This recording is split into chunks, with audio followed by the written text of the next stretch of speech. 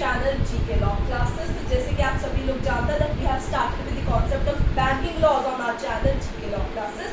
तो आज जो है मैं लेके आई हूँ द फर्स्ट बैंकिंग लॉ, जिसके ऊपर आज हम अपनी वीडियो के अंदर डिस्कशन करेंगे।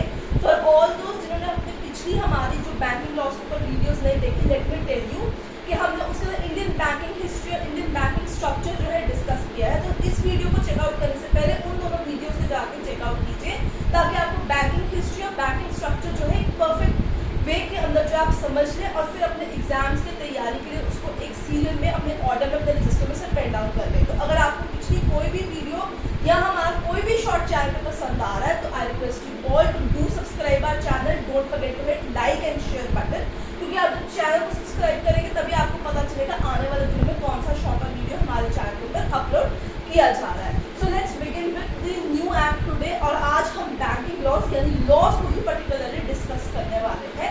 तो आज का जो हमारे वीडियो का थीम है that is regarding the banking regulation act of 1949।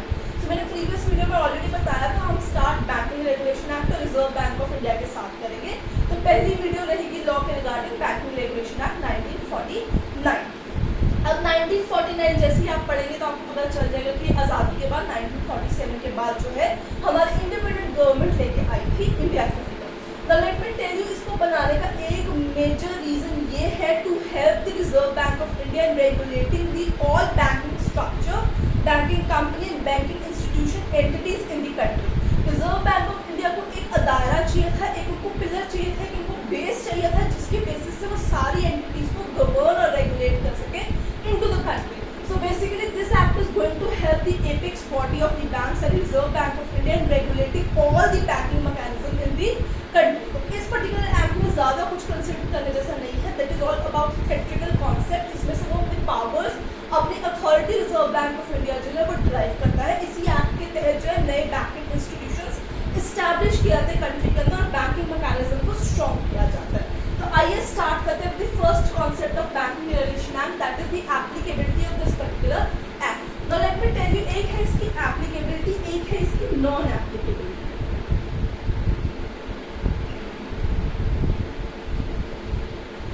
ठीक है, ये दो पार्ट्स में हम इसको समझ सकते हैं। सबसे पहले हम बात करेंगे एप्लीकेबिलिटी, यानी ये पर्टिकुलर एक्ट कहाँ पे अप्लाई होता है। तो जितने भी आपकी बैंकिंग कंपनीज हैं, आगे चल के मैं आपको बैंकिंग कंपनीज जो है उसका मतलब समझा दूंगी। जितने भी बैंकिंग इंस्टीट्यूशन या एंटिटीज हैं आपकी, उन पे अप्लाई होता है। प्लस कोऑपरेटिव बैंक्स जो है आफ्टर 1965 ये पर्टिकुलर एक्ट जो है कोऑपरेटिव बैंक्स के ऊपर भी अप्लाई होता है। लोकल कोऑपरेटिव बैंक्स नहीं आते, बट जो स्टेट लेवल पे आते हैं, जो बड़े लेवल के कोऑपरेटिव बैंक्स हैं, उन पे ये पर्टिकुलर जो एक्ट है ये अप्लाई किया जाता है। अब बात करते हैं the non applicability of the banking regulation act. सबसे पहले तो जम्मू कश्मीर पे ये लागू नहीं होता। Now after the revocation of article 370, अभी तक हमने नोटिफाइड वर्जन को स्टडी नहीं किया है, but if you know whether does it apply after the abrogation of 370, let me know in the comment section. इसके अलावा ये और भी दो जगहों पे लागू नहीं होता है। मैं आपको बताती हूँ कौन सी ये जगह है। सबसे पहले आपके पास आएगी जम्मू कश्मीर स्टेट को छोड़ के भी प्राइमरी एग्रीकल्चर क्रेडिट सोसाइटी, इस पे ये पर्टिकुलर एक्ट अप्लाई नहीं होगा। आप यहाँ पे भी एंड लिख सकते हैं, यहाँ पे भी एंड लिख सकते हैं, इससे आपको पता चल जाए। इसके अलावा कोऑपरेटिव, अब जहाँ पे आप वर्ड ऐसा देखेंगे COOP, ठीक है, जिसको नहीं समझ में आ रहा, जिसको नहीं पता या जो पिछली वीडियोस देख रहे हैं फिर भी नहीं समझ लगता, इट मीन्स कोऑपरेटिव। ठीक है, क्योंकि वीडियो का टाइम हमारे पास शॉर्ट है तो हम बीच में थोड़े थोड़े से जो है शॉर्ट हैंड वर्ड्स भी यूज करते हैं। सो कोऑपरेटिव लैंड मॉर्टगेज बैंक होगा ये कोऑपरेटिव, बट ये लैंड मॉर्टगेजिंग का काम करते हैं तो उन पे भी ये लागू नहीं होगा। और कोऑपरेटिव जो सोसाइटीज भी हैं उन पे भी ये लागू नहीं होगा, एक्सेप्ट अब यहाँ पे एक चीज आपको ध्यान में रखनी है, when you study the cooperative society concept, except. तो अब इन दोनों चीजों के ऊपर ये एक्ट लागू होता है, इन तीनों चीजों के ऊपर ये लागू नहीं होता है। कोऑपरेटिव सोसाइटी में भी लागू नहीं होता except part number 5 of the banking regulation. इसका जो पार्ट 5 होगा सिर्फ वही कोऑपरेटिव सोसाइटीज पे लागू किया जाएगा। So this is a very important thing to consider. अब हम एप्लीकेबिलिटी के बाद चलते हैं। इस एक्ट के अंदर कितने सेक्शंस, आई होप आप लोगों ने इसे पेन डाउन कर लिया होगा। जिसने नहीं किया, वीडियो को आप प्रीवियसली वापस रिवाइंड कीजिए, पॉज कीजिए और उसे चेकआउट कीजिए। Now coming to another area, act has 5 parts, यानी ये 5 भागों में डिवाइड किया हुआ है और 56 सेक्शंस इन टोटल है। कितने सेक्शंस है? 56 पार्ट कितने हैं? 5। This is a very important thing to be considered. इसमें से इन दोनों जो चीजें हैं आपकी, ये वाली और जो आपका ये एक्ट है जो मैंने भी आपको पॉइंट बताया, ये दोनों ही एमसीक्यूज के अंदर बहुत बड़े question regarding this particular act पूछे जाते हैं, इसलिए इन दोनों पॉइंट्स का आपको पता होना जरूरी है। विद इफेक्ट, किस दिन से ये पर्टिकुलर एक्ट जो है लागू होता है, ये भी बहुत इंपॉर्टेंट क्वेश्चन है और ये लागू होता है 16 मार्च 1949 से। Again this is again an important point to be remember. अगर आप लॉ गवर्नमेंट कॉम्पिटिटिव एग्जाम्स की तैयारी कर रहे हैं, आप अंडर ग्रेड वाले एरिया में नहीं आ रहे हैं, आप एग्जाम्स की सरकारी नौकरियों की तैयारी कर रहे हैं, बैंक के एग्जाम्स देने वाले हैं, तो आपको इन तीनों चीज़ों के बारे में इस पर्टिकुलर एक्ट के रिगार्डिंग पता होना बहुत ज़्यादा जरूरी है। आगे चलते हुए बात करते हैं the objective of the particular act. Now let me tell you one thing, I hope आप लोगों ने इसे पेन डाउन कर लिया होगा। जितने भी बैंकिंग लॉज हम कवर करेंगे अपने चैनल के ऊपर, उसमें हम सिर्फ और सिर्फ इम्पॉर्टेंट सेक्शंस ही कवर किए जाएंगे। बाकी जो अनइम्पॉर्टेंट सेक्शंस हैं या जिन्हें आप छोड़ सकते हैं, जिनकी कोई भी वेटेज एग्जाम्स में नहीं है, उसे हम कवर नहीं करेंगे। जितने इंपॉर्टेंट एस्पेक्ट्स हैं उतने ही इस पर्टिकुलर एक्ट के या किसी भी बैंकिंग लॉ के रिगार्डिंग हम कवर करेंगे। स्टूडेंट्स, अगर आपको हमारी ये वीडियो पसंद आ रही है तो आप लाइक और शेयर कर दीजिए। चैनल अभी तक सब्सक्राइब नहीं किया तो चैनल भी सब्सक्राइब कर दीजिए। कोई डाउट है तो कमेंट सेक्शन में पूछ लीजिए। आगे बात करते हैं ऑब्जेक्टिव्स। अब इसके नाम से ही पता चल गया कि इसका पहला ऑब्जेक्टिव क्या होने वाला है, रेगुलेशन ऑफ बैंक्स। ठीक है। दूसरी चीज होगी opening of branches in India, opening of bank branches in various cities and state, particular entities की जो ब्रांचेस हैं उनको खोलना। इसके अलावा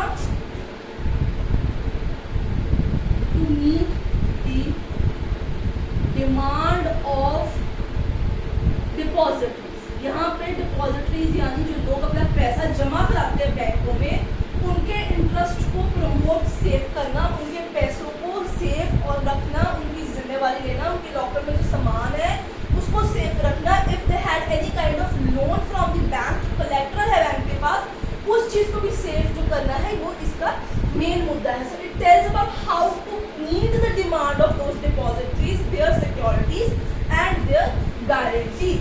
सो ये बहुत ही इंपॉर्टेंट चीज है। इसके अलावा एक और इसका ऑब्जेक्टिव आता है, दैट इज टू प्रिस्क्राइब, ये भी बड़ा ही इंपॉर्टेंट है, to prescribe minimum, MIN dot लगाया है, minimum requirement for capital of banks. ठीक है, कितना इनिशियल का कैपिटल होना चाहिए, कैसे वो SLR CLR कैसे मेंटेन करेंगे, ये सारे जो चीजें हैं ये रिजर्व बैंक ऑफ इंडिया अपने आप में लेके आती है, उन्हें पावर, अथॉरिटी मिलती है। इस एक्ट में से वो पोजीशन, वो पॉइंट्स डिराइव करके आगे फर्दर अप्लाई करते हैं। So what ever is done in this particular act, कोई एंटिटी नहीं बल्कि रिजर्व बैंक ऑफ इंडिया ही सब कुछ कंडक्ट करता है। तो इस चीज के ऊपर आपको काफी ध्यान रखना होगा। Development of banking institutions, development of banking institution is again an objective of this particular act. Now students, let me tell you, कुछ एक्ट तो बहुत छोटे हम एक ही वीडियो में कवर कर लेंगे, बट देयर आर चांसेस कि कुछ ऐसे एक्ट है जैसे नेगोशिएबल इंस्ट्रूमेंट एक्ट जैसे एक्ट हो गए, जो आप हो सकता है आने वाले दिनों में 2 वीडियोस में हम उसे कंपाइल करें, उसे कवर करें, क्योंकि वो एक वीडियो के अंदर जो है फिट नहीं हो सकता, उसके अंदर इनका पास नहीं हो सकता। तो आप लोगों को काफ़ी ध्यान लगा के वीडियोस को चेकआउट करना होगा, रेगुलरली इन्हें रजिस्टर में भी मेंटेन करना होगा। अगर कोई डाउट है तो आप कमेंट सेक्शन में लिख सकते हैं। आई अगेन रिक्वेस्ट यू, अगर वीडियो पसंद आ रही है तो लाइक शेयर कर दीजिए, सिर्फ देख के मत छोड़िए कि कोई वीडियो चैनल पे अपलोड हुई। आगे चलते हैं, बात करते हैं कुछ डेफिनेशंस की। हमारे पास टाइम थोड़ा कम होता है इस वीडियो के अंदर अकॉर्डिंग टू चैनल, तो हम जितना हो सके मैक्सिमम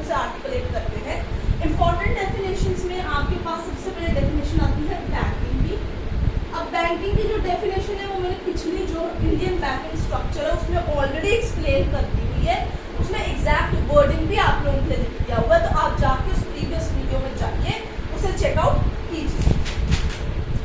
आगे बात करेंगे बैंकिंग कंपनी। ये पर्टिकुलर एक्ट कोई और चीज नहीं देता है, just give power and authority to reserve bank of India to conduct the banking working banks working in the country. Banking institutions के डेवलपमेंट के ऊपर फोकस है इनका, कैसा काम होना चाहिए, कैसे रेगुलेशन एंटिटीज की होनी चाहिए, उसी के बारे में बात करता है। सो इम्पोर्टेंट वो 3 चीजें थी और कुछ डेफिनेशंस की है, इसके अलावा इस एक्ट में कुछ और भी पढ़ने लायक नहीं है।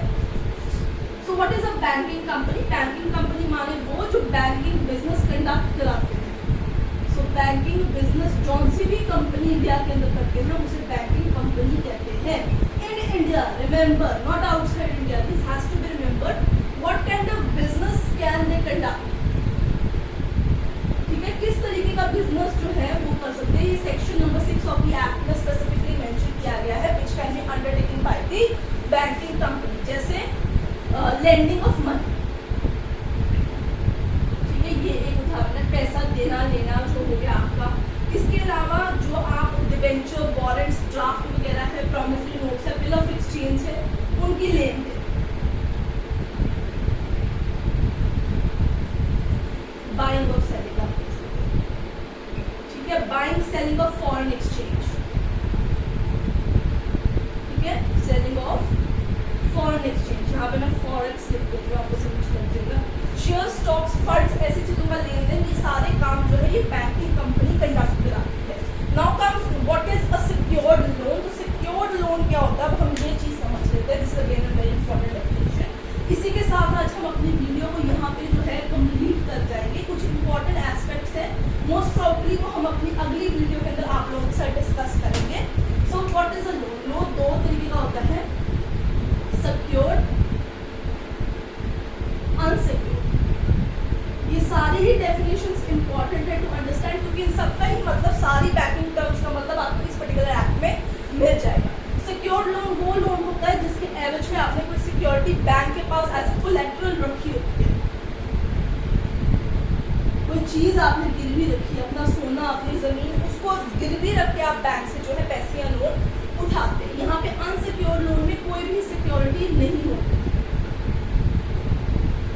ठीक है, अगर आपने गोल्ड लोन लिया है तो आप अपना गोल्ड उनके पास रखते हैं, वो आपका सिक्योर्ड लोन होगा। ठीक है, उसमें आप कोई चीज जो है कल को बिक सकती है in case you are unable to pay the debt. Unsecured loan में अगर if you are unable to pay the debt, still आप कोई अपना इंपॉर्टेंट चीज, अपनी जमीन, अपनी जायदाद, अपनी गाय, भैंस, गाड़ी, कुछ भी जो है वो आप नहीं खोते हैं। यहाँ पे सिर्फ केस तक का ही खतरा होता है। These are the 2 types of loan. इसमें सिक्योर्ड लोन की डेफिनेशन आपको यहाँ पे मिल जाती है, which just specifically says it says an advance loan secured against security of your assets। ठीक है, तो अब हम अगली वीडियो में कुछ important provision of this particular act के साथ मिलेंगे, जिसमें हम कुछ इंपॉर्टेंट और प्रोविजंस डिस्कस करेंगे, जिसके साथ ये पर्टिकुलर एक्ट जो है कंप्लीट हो जाएगा। सो स्टूडेंट्स, अगर आपको हमारी वीडियोस पसंद आ रही है, कोई भी पसंद आ रही है, या आप